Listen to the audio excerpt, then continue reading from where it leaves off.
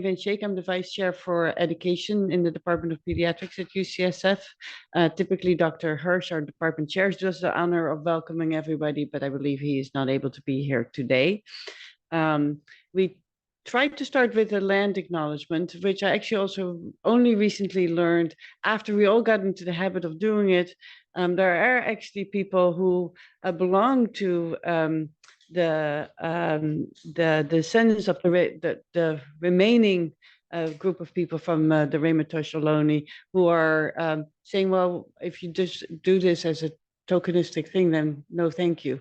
And I kind of appreciate that. But when reading through the new guidelines, I still think we need to acknowledge that we're sitting on the land of the Rhematoid Ohlone people as we're doing things like this, because what we're really here to do is to honor their tradition of respecting community. And that's why we're all coming together here. And that's why I still would like to say that we're really proud to continue the tradition of the Rhematoid Ohlone, coming together, growing as a community, and continuing that tradition. With that, I am going to give it over to someone who is actually, I think, really important for your community and certainly also for our community here at UCSF, Dr. Stefan Fredrickson, who's going to introduce the speaker for today.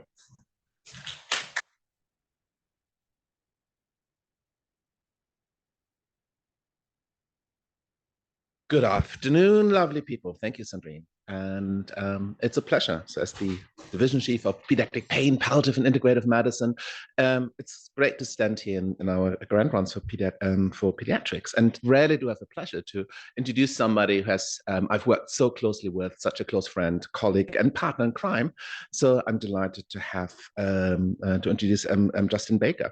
Justin is the Chief of the Division of Quality of Life and Pediatric Palliative Care at the Department of Pediatrics at Stanford University, down the road in Palo Alto. He's also the Director of Quality of Life for All, Koala, and that sort of explains the koalas here, and the Associate Chief Quality Officer for Patient Experience and Holistic Care at Lucile Packard Children's Hospital. He's also an endowed professor of Quality of Life and Pediatric Palliative Care. In his previous life, for the last 20 years, he actually was at St. Jude's Research Hospital, where he had multiple leadership roles, including fellowship director and division chief. Justin is triple board certified in pediatrics, pediatric hematology, oncology, and in hospice and palliative medicine. And his research expertise is really in the study of innovative models of palliative care, grief and bereavement, patient-reported outcomes, and pain and symptom control. He has trained about 5 million. He's trained about 5 million fellows in. I'm slightly over-exaggerating in the last 20 years, but many St. Jude fellows have gone through his hand, and he's deeply committed to EPIC Pediatrics. So we're currently having the Education and Palliative and End-of-Life Care EPIC Pediatrics, which is an NIH NCI grant, and this is basically the most comprehensive curriculum for pediatric pain and palliative care worldwide. And we currently have members from all over the world, from 13 different countries, and learning to teach how to teach. How do you actually innovatively teach stuff so that we can change behavior? And Justin and I have been working together for nearly 15 years now. I've been taught all over the world in pretty much any continent, yeah, other than, I think we haven't been in Africa yet. But other than that, yeah, so we've been teaching in South America, in Europe, in Southeast Asia, and New Zealand and Australia. So it's a great pleasure asking you, as you just started your new position in Stanford. So welcome in the Bay Area. I'm really looking forward to work collaboratively with you and your team in taking care of children with advanced serious illnesses. And the topic is addressing hope at times of serious illness, goals of care discussion as a fundamental pediatric palliative care intervention. Thank you so much, Justin. Thank you. It is an incredible honor to be here with you all today. This is awesome. And I'm so proud to be here as an EPIC Pediatrics faculty member, as the chief of our Division of Quality of Life and Pediatric Palliative Care, and as a human learning with you all about how to take wonderful care of these precious children and their families. So without further ado, I unfortunately don't have any disclosures. At some point, I'm sure we're going to patent something like love in medicine because it's becoming so out of touch, it feels like, but we're going to try to bring that back. I'm going to walk through these objectives, and for those of you here for Epic Pediatrics, I want you to pay attention that there's an attitude objective, there's a knowledge objective, and there's a skill objective, even as we're doing grand rounds today. And if you're wondering, this is a video, and it's a video of Jessica, our Quality of Life for All team at St. Jude, and Shadow. And I just want to start today off by making sure that we're centered on these precious little ones who have taught us so much and we're so privileged to get to care for.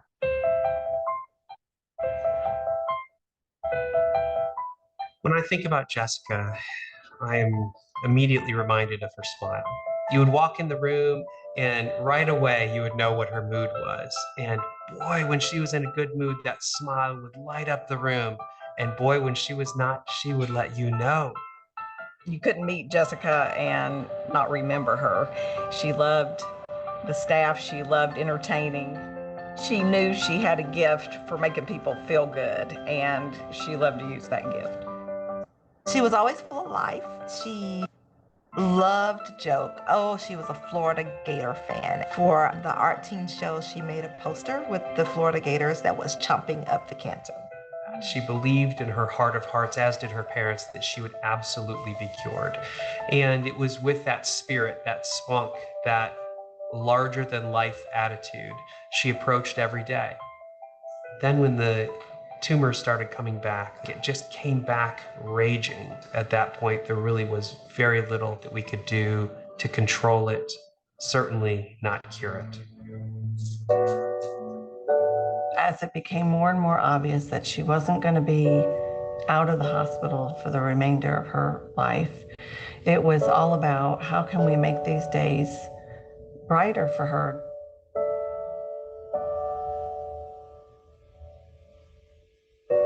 Jessica asked if she could have a puppy from the Make-A-Wish organization. Having a puppy in an inpatient setting is not a simple feat.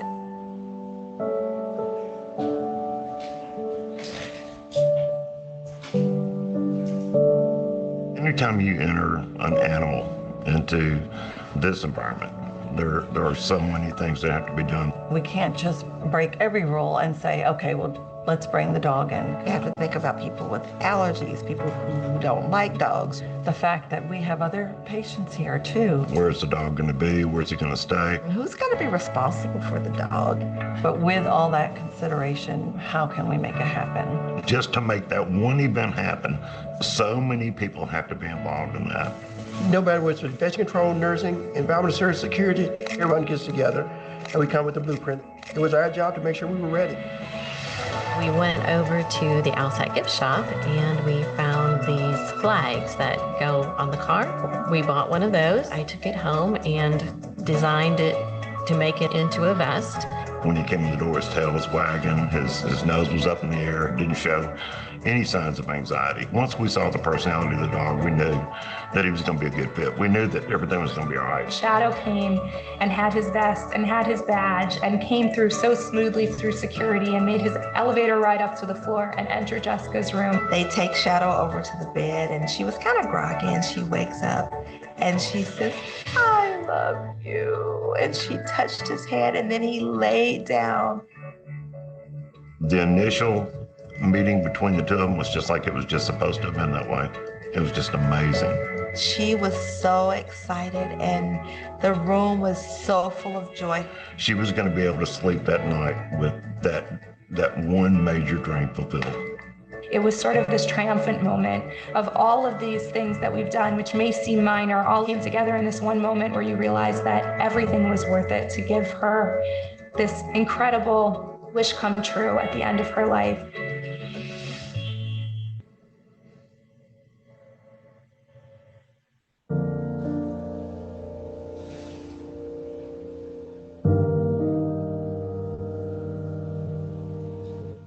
Shadow made a huge difference. I mean, a huge difference in Jessica. She suffered tremendously, and Shadow would crawl next to her and be a source of support. And so seeing the difference that Shadow made, you immediately knew that it was not only the right thing to do, it was the perfect thing to do. It's hard as a physician, as a scientist, to sometimes say that there are limits to what we can do with the tools that we have. Shadow was actually almost like part of the medical team. He was able to help us give her some of that comfort and achieve more than what our medicines could offer. Jessica knew that she was dying, and she wanted to leave her that they could tangibly have of hers, and that was her wish. Shadow is playful. He loves to play hide and seek. He loves to chew on empty water bottles and make them squeak and run and slide, and it makes them laugh. There's a lot of Jessica's personality in Shadow.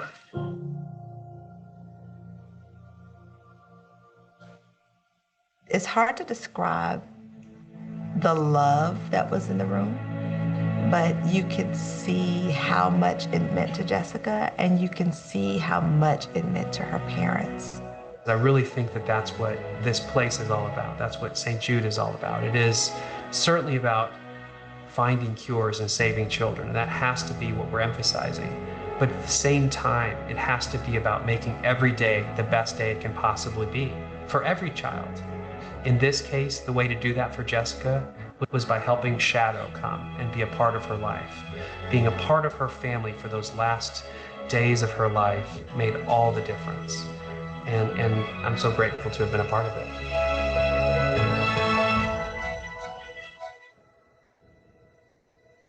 Such a tremendous blessing to get to do the work that we do. And I want to quickly reflect on the one thing that I really want to make sure that you get out of this talk is, given what we are facing, what are you hoping for? And that's what we asked Jessica. And Jessica said, how about a dog?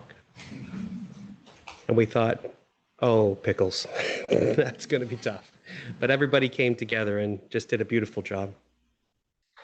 So Dr. Stefan already mentioned our Koala program is the Quality of Life for All program. And you can see, you know, I kind of get a little extreme on this front. If you're wondering what that top right picture is, that is my official faculty picture. So there aren't a lot of others in blow up koala suits. These are my children. I have 4 kiddos and my wife with our ugly koala holiday sweaters. When we think about palliative, we know it means to cloak or to cover. And as you picture it, you could picture this extra layer of koala stuff or koala gear all over the place. I feel so fortunate that I also was able to do a TED Talk, and my TED Talk was about the C word. I'm an oncologist, and most people, when they think about the C word, they think of cancer. But mine is about compassion. And compassion, it's a beautiful word because it literally means to suffer with. And what a privilege we have that we get to suffer with our patients and families. And when we think about suffering, suffering is the disease that we actually treat in palliative care. Somebody know what this art is here? What's it called? Scream. For those of you online, people did, they agreed, Scream. We have 13 different countries represented in this room, and we're missing you if you are online. I can't actually see anything about the online group here, so I will allude to you and just believe that you're there. In fact, I bet there's hundreds of you there, and I'm very grateful for that. Most people don't know that Munch's muse was actually Justin Baker as he painted this. No, but we have to recognize and ask ourselves, how do we best attend to suffering? Well, first we have to agree what suffering is, and suffering is actually tremendously individual, and its impact has every single person, even if given the same stressor, it's a different impact on them. And so when we think about this, we have to think about the beautiful concept that Cicely Saunders gave us of total pain. We have to conceptualize this as total suffering, where we consider all of these different components: psychological, social, cultural, physical symptoms, spiritual. And we really have to recognize that as we think through this, that this is how we begin our goals of care conversations. We have to address suffering. Dr. Stefan told us yesterday that if a child's in front of us and is crying out in pain, that is not the time to ask them, what are you hoping for? So if you've already heard me give this talk, you don't get to say something right now. But for those of you who have not heard this, there might be a giveaway if you get, well, even if you don't get it right, but if you are passionate about your response, what are some of the tools that we have for attending to suffering? Things like vitamin G, gabapentin, but what other tools besides vitamin G?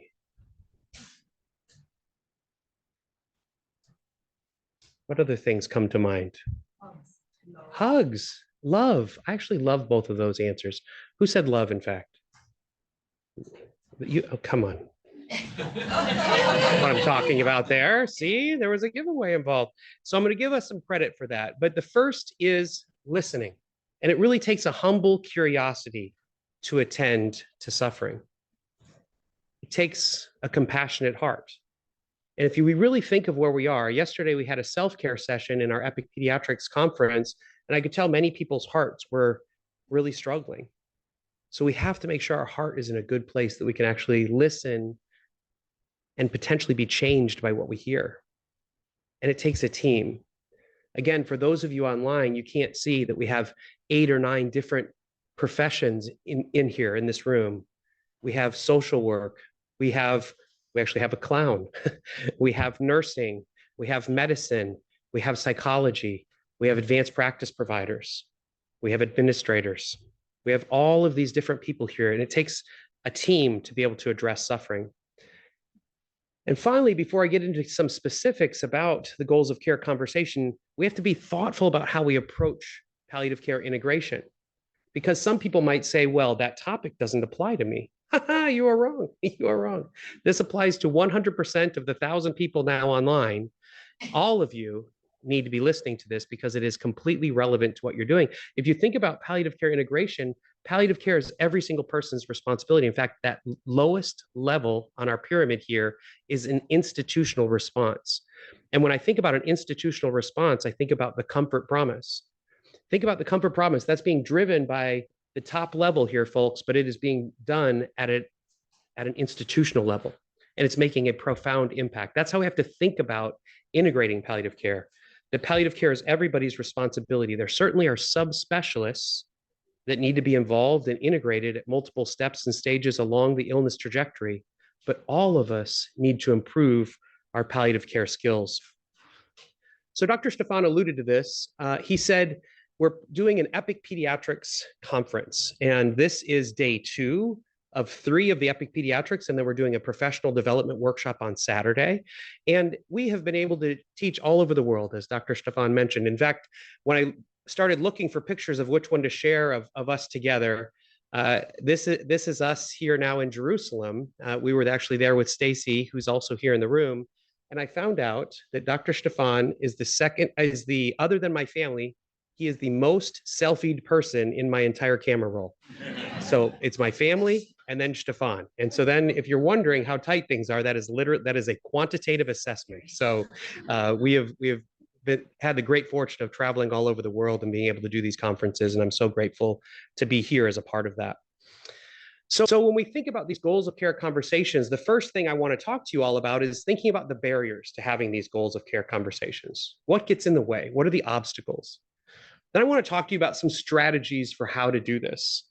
I'm actually going to walk you through a little bit of a map, and then we're going to demonstrate and utilize some goals of care questions.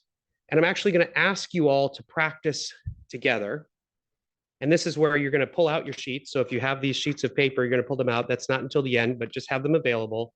And the sheet in particular we're going to turn to is the nurse statement, which is the 3rd page of this handout. And then if you're thinking about what I want you to leave with and what is it that's the most important thing you're going to come away with, I really want you to first understand that you can and should have goals of care conversations. Again, for the thousands of you online, you want to have these conversations. You want to say, given what we are facing, or given what is ahead of you, or considering what you're up against, what are you hoping for? What are you hoping for? So I want you to think now, we had this conversation with Jessica. You can recognize you're doing these things every day. So think of times when things went well. Think of those precious patients that you talked to and like that went really well. It's not often that we reflect on the things that went well. And so I would just want you to settle in and like when I think of things that went well, I mean, you just saw a story of Jessica of one of those times. And I remember being in the room and having worked with her family for a long time, and actually her parents were actually in the process of getting divorced when she was diagnosed with cancer. And it was this incredible moment when it was a terrible alveolar rhabdomyosarcoma, stage 4, had gone all over her body. She had a primary pelvic tumor, so it was a very difficult thing as a teenage as a teenage girl. And we were in a room and her parents asked us to talk to her by herself. And I was so grateful to be there. And I said this, I said, given what you're up against, what are you hoping for? And she started, as many of us would, by saying, oh, I'm so hopeful that we can get rid of this cancer. How might you respond to that? What might anyone here in the room say to that? Just toss out a statement. I hope so too. Or maybe even sometimes, is anyone a chaplain in here? Do we have any chaplains in here? Oh, how many online? There's 37 chaplains online. This is incredible. I mean, this is literally incredible. Anyway, the chaplains have taught me that sometimes in that moment when like the hairs on the back of your neck go up, and I'm going to tell you a story about that later of one of our precious patients, Sierra, that's a moment to lean in, kind of turn your head, and you might even go, That's advanced. That's like the advanced technique, the deep guttural Well, I want you to think also with us about times maybe when things didn't go very well. That's sometimes easier to think about. What were some of the problems? What were some of the obstacles? What were some of the barriers? What happened? Just throw out a couple themes. We don't have a mic to walk around with, but just throw a couple things out. What were the issues? Resistance from the oncologists. I'm an oncologist, and those evil oncologists, I have to tell you, we have problems. Yeah, Jess. I think having too much on the agenda where you coming in with an agenda, emotional response. Ooh, that's good. That's good. Yeah. So what Dr. Moriarty just mentioned is kind of coming into the room with an agenda that is too big. I need to get through the goals of care conversation. I need to go get the DNR. And instead of really responding to the emotions in the room, that's really good. Now I want you to think about when it went poorly and what was the impact on your team? These were some of the most difficult times for us. They have been. It's not only terrible for the patient and family, it is terrible for us also. So these goals of care conversations are vital. And this talk that we're giving today is absolutely essential and foundational to every single pediatrician and all care providers listening. So what I want to kind of walk through with you today is I want to help you understand key opportunities. I want to talk to you about determining and cultivating prognostic awareness. I'm going to teach you a little bit about how to communicate, touch on briefly about engaging the child. And then finally, we're going to do a little bit of practicing of giving what we're hoping for. Giving what we are facing, what are we hoping for? So when we think about key opportunities, if you think about a child's illness trajectory, you could think about diagnosis and then recovery to a new baseline. You can think about acute decompensations and potentially at a point when a disease becomes incurable or approaching end of life. And really every single one of these spots is a great place to have a goals of care conversation. You know where else is? Like right here. Or maybe like right here. These are really important conversations. We need to be having them more and more. I think sometimes, to Dr. Moriarty's statement, sometimes we wait until these urgent moments. And then it just feels too heavy, like we have too many things to accomplish. And so when we think about this as we get started, sometimes we have to make sure that we are cultivating prognostic awareness. And one of the things you have to understand is, what are we prognosticating about? Are we prognosticating about quality of life, length of life, cure percentage? And you're like, well, it's pretty straightforward when it's end of life. That is absolutely also false. We are terrible at this, literally terrible at this. The only time I felt like I was really good at this is when we did one of these conferences down in Buenos Aires, Argentina, and I got on the back of this motorcycle, that is me, and I knew that I was imminently dying. Like, it was 100% certain I am going to die. Fortunately, I did not. But boy, there are still members of our Epic Pediatrics group that are mad at me for getting on the back of that bike. Amen. Dr. Joanne Wolf, Dr. Friedrich Storff, they are both angry with me. But anyway, I am here. I made it through. So we sometimes have to call these interdisciplinary care team meetings just to make sure we're all on the same page, right? And this is a lot of the issue, is we have all these different care providers, each person sharing different things. And we wonder why the family gets perhaps confused. I think it's because we confuse them. I think it probably is our fault. I want to introduce this concept called seed planting, or I've written about this in something called the what if conversation. And this is when times are good, talking to families about, oh, I'm so glad we have a good scan result today. This is wonderful. Sometimes families want to talk about what we'd be facing if the tumor were to come back. Would that be a conversation you'd like to have today? Would it be helpful to have that discussion? Again, it's so common. When you think of that person where it didn't go well, it usually is because we didn't start the conversations early enough, or perhaps palliative care wasn't involved early enough. Usually it's because things became emergent when they might not have had to have been emergent. Always when we travel, somebody comes up to us with just an impossible situation. It literally impossible. Sometimes it even takes 10 minutes just to tell us the story.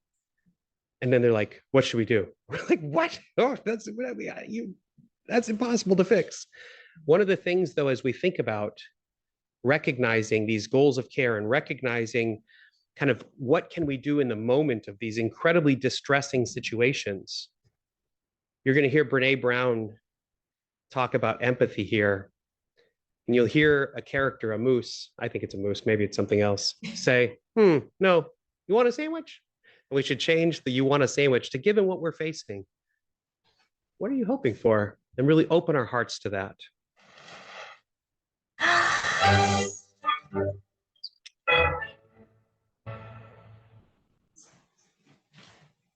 So what is empathy, and why is it very different than sympathy? Empathy fuels connection. Sympathy drives disconnection. Empathy, it's very interesting. Teresa Wiseman is a nursing scholar who studied professions, very diverse professions where empathy is relevant, and came up with 4 qualities of empathy. Perspective taking, the ability to take the perspective of another person or recognize their perspective as their truth. Staying out of judgment, not easy when you enjoy it as much as most of us do. Recognizing emotion in other people and then communicating that. Empathy is feeling with people. And to me, I always think of empathy as this kind of sacred space when someone's kind of in a deep hole and they shout out from the bottom and they say, I'm stuck, it's dark, I'm overwhelmed. And then we look and we say, hey, climb down. I know what it's like down here, and you're not alone. Sympathy is, ooh, it's bad, no, you want a sandwich? Empathy is a choice, and it's a vulnerable choice, because in order to connect with you, I have to connect with something in myself that knows that feeling. Rarely, if ever, does an empathic response begin with at least. I had it, yeah. And we do it all the time, because you know what? Someone just shared something with us that's incredibly painful, and we're trying to silver lining it. I don't think that's a verb, but I'm using it as one. We're trying to put the silver lining around it. So I had a miscarriage. Oh, at least you know you can get pregnant. I think my marriage is falling apart. at least you have a marriage. John's getting kicked out of school. At least Sarah is an A student. But one of the things we do sometimes in the face of very difficult conversations is we try to make things better. If I share something with you that's very difficult, I'd rather you say, I don't even know what to say right now. I'm just so glad you told me. Because the truth is, rarely can a response make something better. What makes something better is connection. What makes something better is connection. Now that I, again, see this with our African friends here in the room, I actually think that was a Nabi, don't you think? That's an inside joke between us. Anyway, not another bloody Impala. Empathy and compassion actually literally impact symptoms. And I took care of this patient, Precious Emma. She actually had a rhabdomyosarcoma also, stage 4, had only a 10 or 20% cure rate. And she was cured. And then 5 years later, she developed a secondary leukemia. And she underwent bone marrow transplant. And she was a political science major at NYU and came down to St. Jude to have this transplant. And she was having terrible diarrhea, 3 liters of diarrhea a day, having to wear a diaper. She had lost her independence. And I met with her over those 10 days multiple times. And at the end of the next week, so the second week that I was taking care of her, she was totally different. And I came in and could definitely tell her diarrhea was much better. And so I said, Emma, tell me about your diarrhea. She said, Dr. Baker, I'm still having 3 liters of diarrhea a day. Oh. But talking to a compassionate listener made her feel like a new person. She felt so strongly about it. She wrote to the New York Times and wrote an article there. And in that article, and this is all I did was sit and listen. If you had asked me, did I do a good job? I would have told you I failed because I had not addressed that symptom very, very well. And she wrote there and she called me a Superman when all I did was sit and listen to her with an open heart. So when we think about those tools, our ears, our heart, our team, we also have to think about communication. It's absolutely vital. And the biggest problem is thinking that it's taken place. We have key components and core pieces of communication, but all of those we have to recognize have an impact on health, psychosocial, and spiritual outcomes. We must think of our words as our form of surgery. The words we use need to be that precise. Eric Cassell, who I shared with you earlier about the term of suffering, he says, similar to scalpels for surgeons, words are the palliative care clinician's greatest tools. I think it doesn't need to say palliative care. I think words are the clinician's greatest tools. And a bereaved parent once told me that as long as they know that we love their child, that we will be there with them, that telling the truth, that's what matters. And sometimes you think, well, okay, I just need to lay it out there. I just need to tell them. Maybe, but it's actually an art. Emily Dickinson says, tell all the truth, but tell it slant success and secret lies. Too bright for our infirm delight, the truth's superb surprise. As lightning to the children eased with explanation kind, the truth must dazzle gradually, or every man be blind. There's a real art to this, and we must practice. Something that's so important, when you think about therapeutic alliance, when you think about that phrase, what are some terms that come to mind? Just throw some things out. When I say therapeutic alliance, what comes to mind?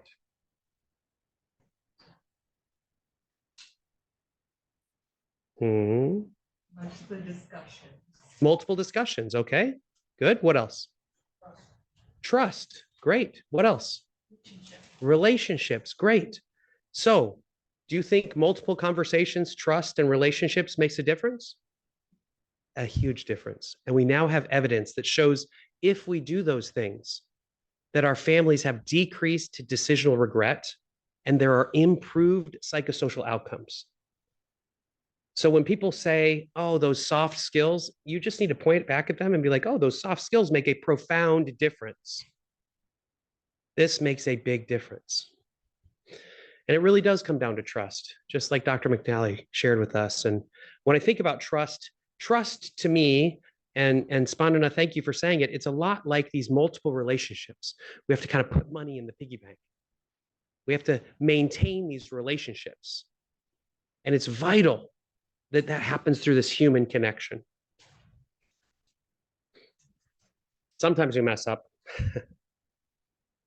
In fact, I think some of the common phrases, and you'll even see some of these in here, like in our nurse statement, some of these things are here. So we place the burden of understanding on the family. Do you understand what I've told you? Ooh. Maybe, does this make sense, or what have you heard from the team? It is very common when I'm in an interdisciplinary care team meeting that somebody will say, there's nothing more we can do. Oh gosh, that is just disgusting and horrible to me. That is so awful. And even though we might be saying that outside the room with the family, we really should try to correct that. We really should understand that we have a lot of more things we can do. Many, many, many. There's always things we can do. Claiming understanding, sometimes we might say, I understand how you feel. No, we don't. Especially in grief and bereavement, sometimes people use cliches. This will make you a stronger person, or he or she is in a better place. No, no, no. And then you might ask, well, what about the child?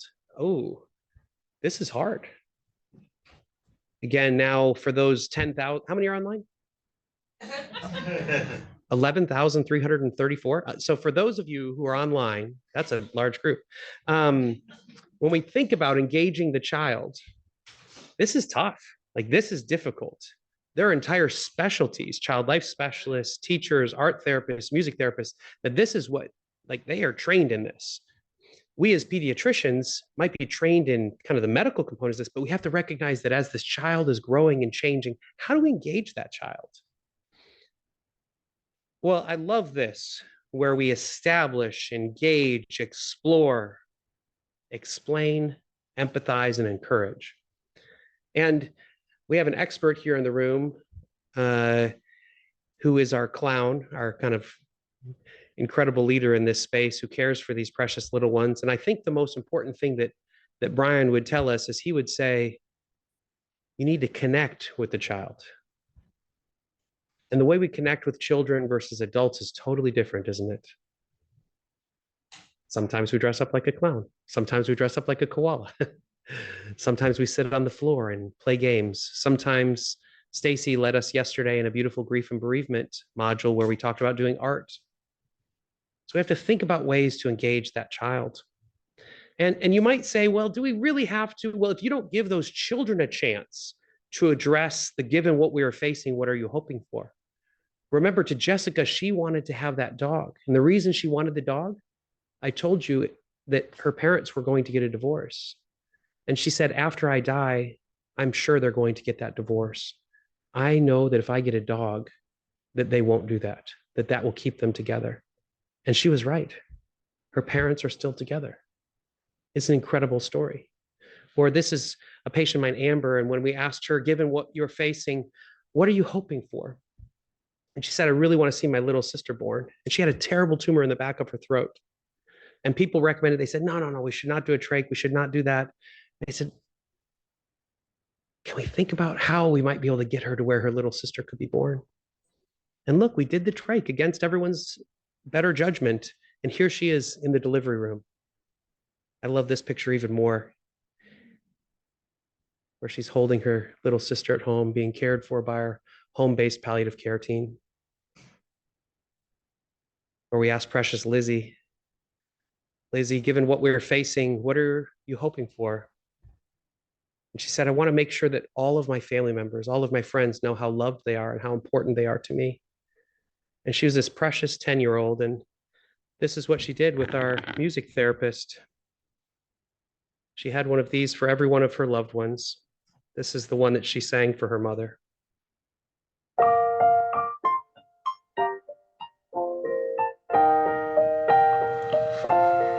I found a love for me, darling, just dive right in and follow my lead. I found a girl, and sweet. I never knew you were the someone waiting for me. We were just kids when we fell in love, not knowing what it was. I don't know, give you up this time,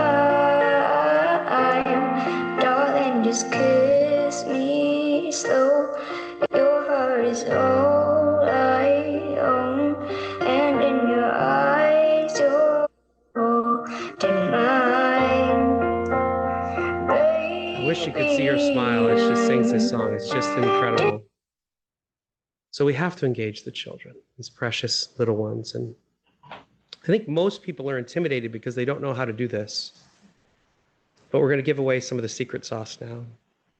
This is what we ask our patients, our families. Tell us about your child. What brings your child joy? What have you heard about what's going on? Or if I'm talking to a teenager, sometimes I say, what's your body telling you? Knowing this about their illness, what is the most important thing to you? What are you hoping for? What else are you hoping for? Given what we are facing, what are you hoping for? What are you worried about? What keeps you up at night? Where do you find your strength? Is that helping you now? How are you managing day to day? Is there anything else I should know about you that will help us take the very best care of you possible? This is a tattoo. It's a tattoo that Tom Smith, actually, it's a temporary one, but he hands it out to the trainees as they rotate through the rotation with palliative care there at Johns Hopkins. And they put it on their forearm and go into the room. So if anything happens where they can't remember the next question, they just, oh, okay, here we go. But as Dr. Moriarty mentioned, we also have to make sure that we're able to respond to those emotions. And when we think about responding to those emotions, there's an acronym. It's called NURSE. It's the one that's here with you.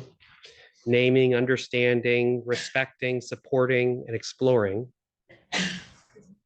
What are other ways you could respond to emotions? What's something else you might think of?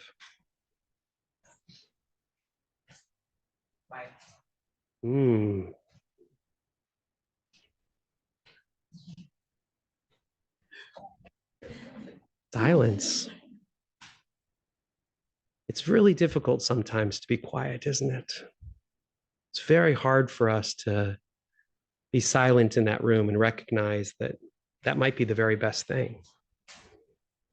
As we have that conversation, the beauty of and the magic of having that conversation is almost definitively, you're going to end up in one of these three buckets. And there's different ways to call these buckets, but living as long as possible, cure, living as long and as well as possible. Some people may call that a blended goal.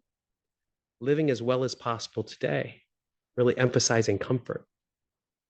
And as you have to answer those questions, as you think through those things, we're going to end up in one of those buckets. And interestingly, out of those buckets comes all the work that we do from that point forward. Dr. Joanne Wolf is not with us here today, but these last two slides are her slides. And it's so important for us to recognize when we think about the differential diagnosis, assessment, treatment, and follow-up, that all of that is driven by the goals of care.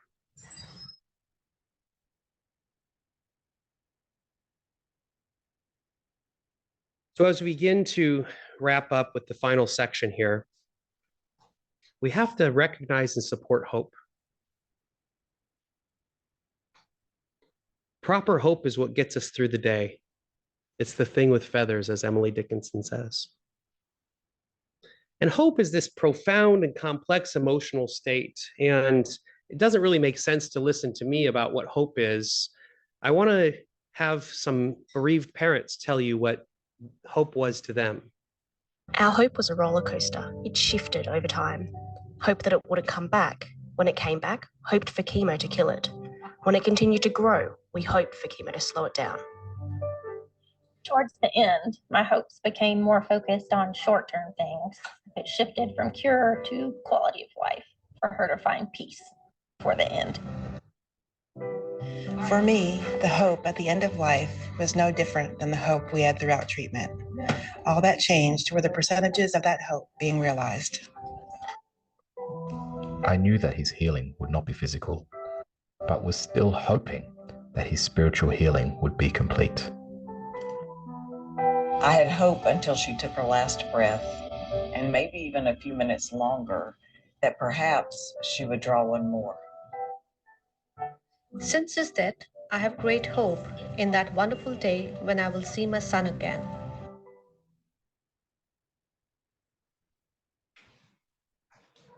So hope is important for so many different reasons. You heard all these different ways, but you can think about hope being a coping mechanism, providing a sense of purpose, connection and support. Hope helps us think about issues like quality of life. And it really is a balancing mechanism. And one of the things that's critical and why we have to continue to have these conversations is that there's an evolving nature to hope, that hope changes over time. Sometimes people think that if we communicate about prognosis, we're going to steal hope. We don't have great data about this in pediatrics, but in the adult world, it's very clear that if you have a therapeutic alliance, a strong relationship with an adult cancer patient, as you provide them even devastating information, they have less than a 25% chance at cure or they have incurable disease. After that conversation, hope was not decreased. And then when asked, why is that? It's because uncertainty was removed. It's because there could be a focus on different hopes, on different goals. I remember my patient that taught me this the best. Her name was Sierra. Sierra was undergoing her third bone marrow transplant for leukemia. She had incurable leukemia, and she decided to go forward with the transplant, even though she was told that she would die from her leukemia no matter what. And I walked into her room when she was receiving that third transplant, and I saw this on the window. You can see the bedpan in the corner. And just like any great palliative care doctor, my mind immediately went to, oh crap, she doesn't get it. We can get pretty judgy, can't we?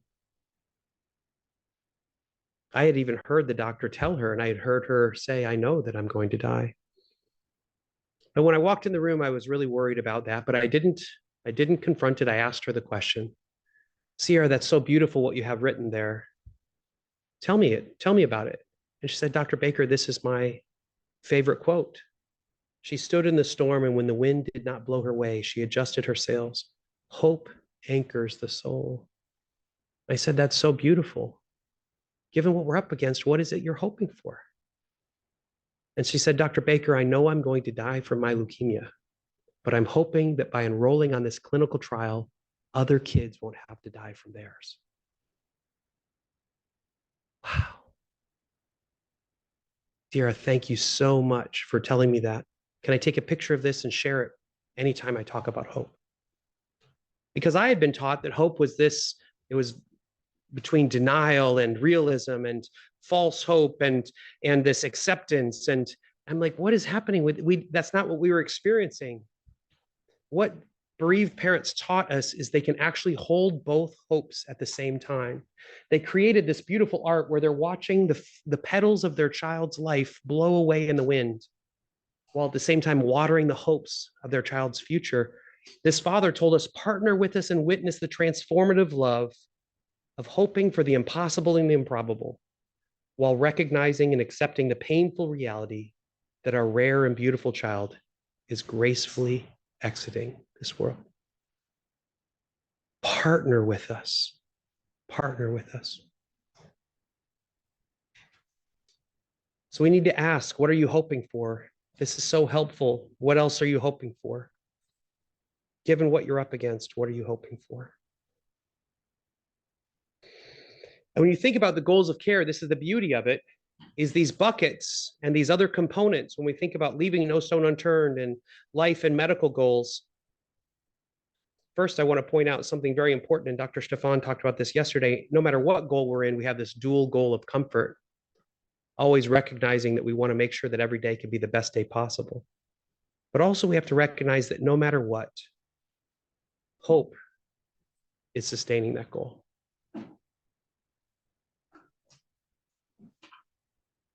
So as we begin to wrap up, I want us to do a quick exercise. So if you'd get out your paper, I'd like you to turn to your neighbor. And for those of you online,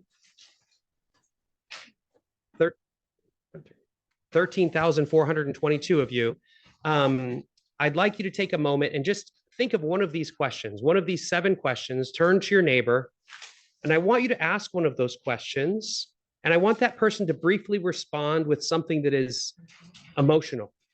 And then I want you as the person that asked the question to respond with nurse, with some component of this, or respond with silence.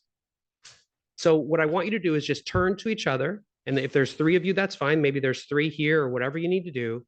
And just ask one of those questions and then practice responding with nurse. We're going to do this for about 3 or 4 minutes. Then we're going to come back together as we close.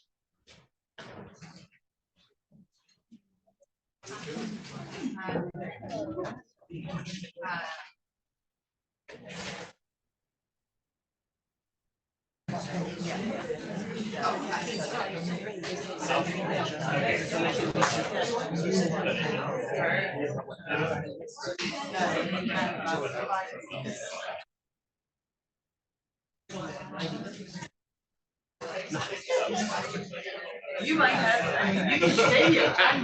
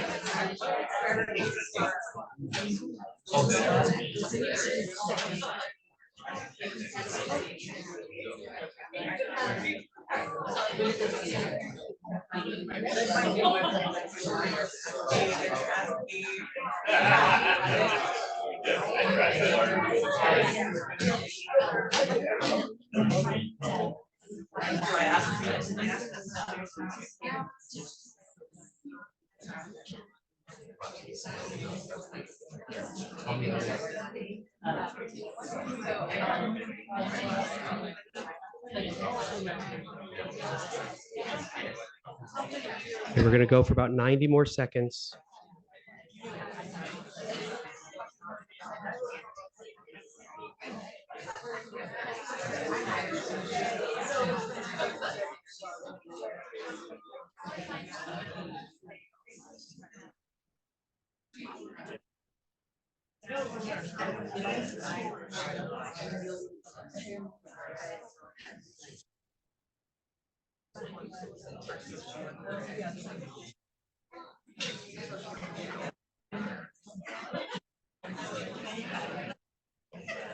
You all are doing such a beautiful job. Let's transition back up here to the front and we'll wrap up. For those many people online, I'm so thankful that you're joining us, but you're missing out because there's a big group speaking a lot here in the room. I'm trying to wrangle them, but they're not listening to me at all. I love this, friends. Okay, we're gonna wrap up now. This is beautiful to see. Beautiful, beautiful to see. Yes, Ms. Dawes. I said Unfortunately, Dudley had no go word. No, it depends on the situation. She said, Aaron just mentioned, I said, unfortunately, that's not a no-go word. It depends. I think I think the most important thing and what bereaved parents have taught me is that much more important than the specific words that you use is the heart with which you deliver them and the connection. That's actually a beautiful segue to how we're going to close today. So sometimes people may feel tremendous pressure over the exact right words or the exact right situation. And I just want to try to remove some of that by telling you about these penguins. The lighter penguin is an elderly female whose partner died this year, and the darker one is a younger male who lost his partner 2 years ago. Biologists have followed them as they meet every night to comfort each other. They stand for hours together, watching the light. Animals teach us so much, but realistically, this is best done through human connection. We were just talking about how Grand Rounds at UCSF usually closes with a children's story. So in keeping with tradition, I'm going to do the same. This may be the first time that this has happened at UCSF Grand Rounds. I will admit that. Rabbit Listened by Corey Deerfeld. One day, Taylor decided to build something new, something special, something amazing. Taylor was so proud. But then, out of nowhere, things came crashing down.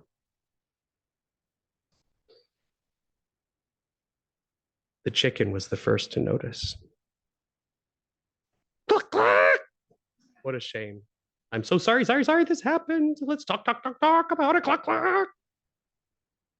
But Taylor didn't feel like talking, so the chicken left. Next came the bear. Roar, roar, how horrible! Bet you feel so angry. Let's shout about it. Roar, roar. But Taylor didn't feel like shouting, so the bear left. The elephant knew just what to do. That's my favorite one. We just need to remember exactly the way things were, but Taylor didn't feel like remembering. So the elephant also left. One by one they came. The hyena, let's laugh about it. The ostrich, go, let's hide and pretend nothing happened. The kangaroo, what a mess. Let's throw it all away. And the snake, let's go knock someone else's down. But Taylor didn't feel like doing anything with anybody. So eventually they all left until Taylor was all alone. In the quiet, Taylor didn't even notice the rabbit, but it moved closer and closer until Taylor could feel its warm body. Together they sat in silence until Taylor said, "Please stay with me." The rabbit listened. The rabbit listened as Taylor talked. The rabbit listened as Taylor shouted. The rabbit listened as Taylor remembered and laughed. The rabbit listened to Taylor's plans to hide, to throw everything away, to ruin things for someone else. Through it all, the rabbit never left. And when the time was right, the rabbit listened to Taylor's plan to build again. "I can't wait," Taylor said. "It is going to be amazing." I'm so grateful to be here with you all today talking about these goals of care conversations. The most important thing we can do is open our hearts and connect with our precious patients and families. It's cliche, but it really is all about love. Thank you so much.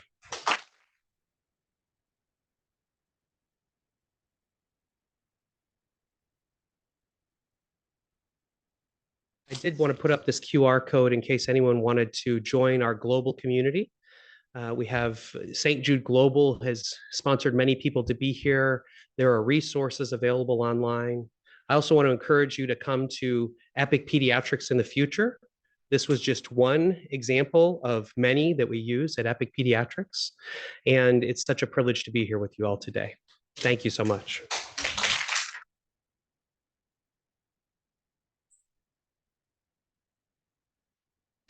Stay here because I don't think the room is needed to take questions, but we are going to close up the webinar. Perfect. I do totally agree, ending each bank round with a children's story. Yes, we need to end each one with a children's story, right? That's right. Thank you. Your honors and